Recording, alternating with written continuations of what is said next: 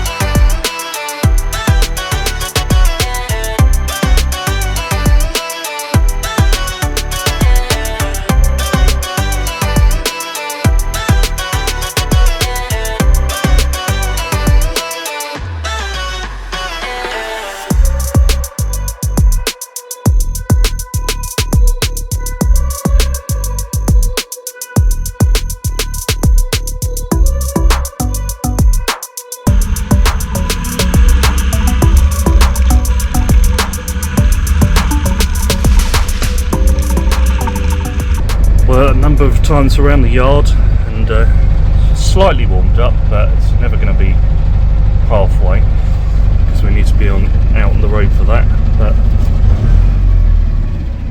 gears are all nice and smooth. Time to turn her off and get to work.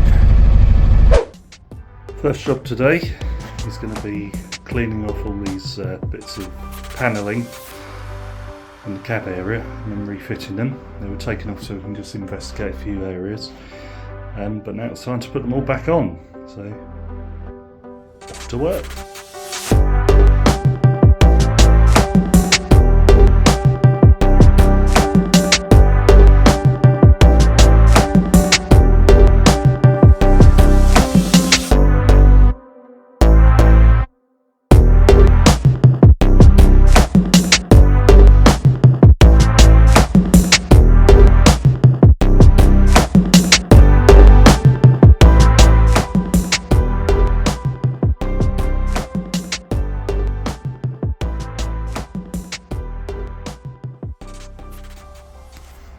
That's all the trimming back on the bottom, so that's all been cleaned up along with all the cab area. That's just been cleaned with water for the moment, but soon I'll have some nice auto glim polish on it and that'll bring it back to a good shine and keep it protected. On to the next job, which is this. So this is coming off this worktop because this is going to be a kitchenette area where we can have coffee machine or whatever, and there's also going to be a sink put in here because we need somewhere to wash hands. These plugs need to go because they won't comply with how close they are to the sink, so the whole lot's coming off and it's going to be replaced with this piece of worktop which I got from an install which I've just been working on, and I looked at it and asked them if it was going and they said help yourself. So I did, and here it is. And just like that, our new kitchen worktop is in. It's all been screwed down with a divider here which separates the water tank from the 12 volt and 24 electrics. We've got a plug fitted under there with that cable that needs conduiting, and that supplies the mains power to this box here, and that gives us 12 volts to power all the lights, the speakers, everything whilst you're on mains hookup. And then as soon as the power goes, it switches over to the leisure battery automatically with this relay, and we can be independent without the need to be plugged in. So the next job eventually is to get a sink put in here, and then get that water tank put in properly and get the electrics done for the water pump on top, which needs to come off the bus battery because that runs on 24 volts, same as that pump, and then we'll have running water. Another thing we've done today is get a link to the vehicle battery, so 24 volt ones. That's the live and neutral. And there's a relay which controls the water pump. So that's been wired into this switch here. The water pump is on there. If we turn it on, we can hear that the water pump's kicking in and doing the job it needs to do, which means that's now ready to go. The next job is to get that charging circuit in, so when the bus is on mains power, that will kick in and keep the vehicle batteries topped up. It's a new morning, new day on the bus, and today we've got something which is going to kit the toilets out and the kitchen area. So I've ordered this sparkle board, and that's going to go in the toilet, along with some white PVC panelling which are going to go on the ceiling in the toilet and the kitchenette area on the wall.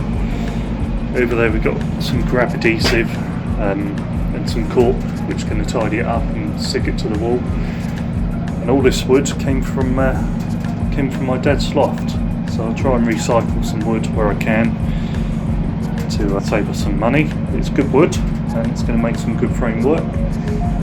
So let's get cracking today. One thing I walked into which was a bit disappointing was seeing a whole bunch of water here on the floor, and that's made its way down there. And the bus is parked at a different angle at the moment, so it just shows that one angle can make a huge difference, but I think it's somewhere up here where the water's coming in. So that's going to be a job at some point to try and stop it coming in. There it is. We don't want a wet bus.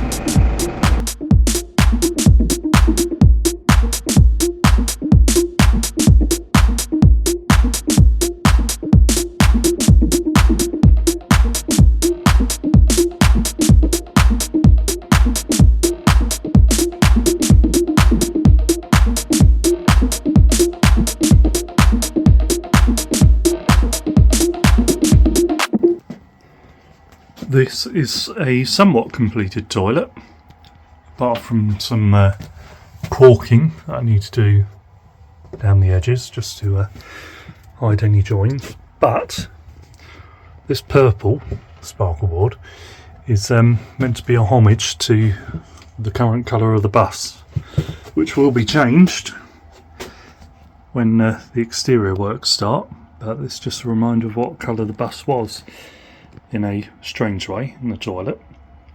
So yeah, the toilet is pretty much complete. We just need to get that extractor fan wired in. Got a nice new ceiling as well, so just need to get the caulking done, and it can be used for general going to the John, apart from number 2s. Definitely no number 2s. That is the PVC panelling all up, and all the caulking has been done on the corner. I just make sure the water doesn't go anywhere where it shouldn't do. You'll see there's a gap there and a gap there. That's where we'll have some of this trunking, which will hide all those cables, and that just gives us a nice space to have a coffee machine or something if we're out on the road. Here eventually will be a sink which will connect up to the water tank and give us some running water after we've used the privy to wash our hands. Another new day on the bus, and as per usual, start it up in the morning, build up some air, and use the door. But I've been greeted with this engine warning, which isn't pleasant, but I don't worry too much because occasionally it flashes up and the engine runs fine, it drives fine, and it seems to go after a while, so it must just be an intermittent thing. So fingers crossed, there's nothing serious in the future, but I don't think so. I think we'll be fine. I've just realised what might be causing that engine problem. Now, I was a bit hasty and got the mains power going before starting the bus, And down here, that charger would have been putting voltage through the batteries. Now that would throwing off the electrical system on the bus and throwing up an engine warning. So maybe I won't do that in the future. Right, after some fiddling with some electrics, this wire down here goes to the toilet through this nice piece of conduit there. So now, if I press this button, the electric pump in the toilet is ready to go to flush water. So that's another job done. At the moment, it's just being used as a miscellaneous room, so we can try and keep the place tidy. But what a tip! Water tank's now all strapped in and done. That little black thing there, I'll try and zoom in on it, is a sensor. Now that was incredibly hard to get in. That's going to shine a light outside where the water filling cap is, up there, so we know exactly when to stop filling the tank, because ideally we don't want to get above anywhere here, because it starts sloshing around when it's on the move. That's better than having two people shouting through the walls, "Tom, it's filled! It's too much!" or whoever. So a small LED will make sure once that floats, the sensor, that the water tank is no longer filled. Using up some of the old felt that was left over, the offcuts, I've just been filling in these holes. As you can see, there's a few gaps which need sorting out. And that's where the old dado trunking was. Ignore that socket, it's not live, allegedly. So this is all filled in, which is helping to complete this side of the wall. We eventually need to get this bit all felted, but before I do that I need to put some more 3mm ply there just to finish it off, and then that can all be called done, and then on with the other bits, such as boarding that wall. So I've had a chance to get in the cupboard and tidy up the 12 volt electrics as well as the 24 volt electrics. So 12 volt is on that side, 24 volt is on that side. That powers the water pump over there, and that box there charges the 24 volt batteries on the bus, and all the 12 volt stuff there powers all the lights, the speakers, diesel heater and everything else, so we can run independent of having mains power. At the moment it's running on mains. You can hear that fan whirring. That transformer there gives 12 volt power to the bus whilst it's plugged in to the mains, and when it isn't, this relay switches it over to a leisure battery, so we can keep on running 12 volt electrics, lighting, sound, diesel heater, without needing to be plugged into the mains. Work's now continuing on this bench, and this is going to be the desk which has all the recording equipment that will allow recording in that room, and then over here is going to be another desk for live streaming control. It's a bit of a tip around here, as you can see, but you've got to crack a few eggs to make an omelette. Unfortunately I left my GoPro on here last week, so Muggins me's got no battery, so you'll just see it once I've done the work.